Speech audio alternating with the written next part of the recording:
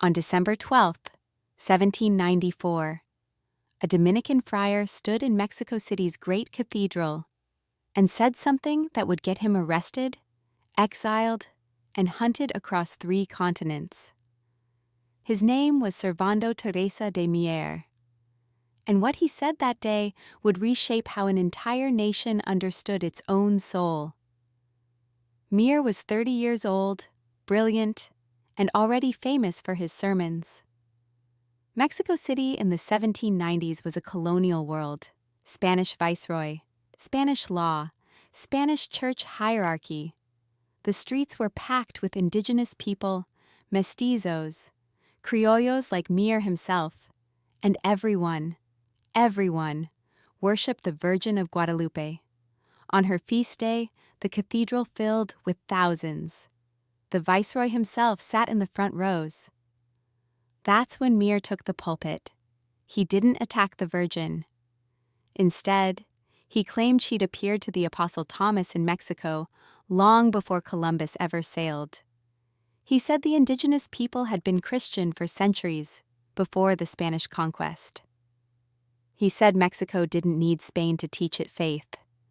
It had always been Christian, always been chosen. It was a sermon wrapped in theology, but it was really a bomb. The implications were staggering.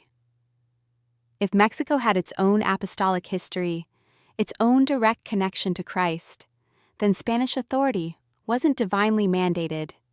It was just occupation.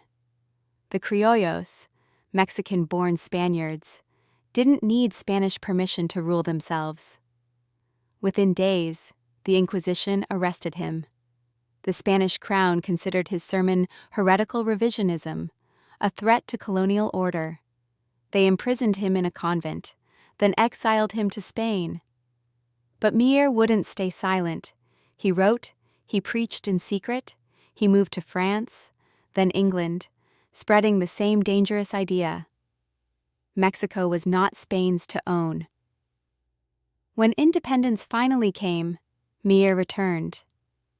He fought alongside the rebel General Mina.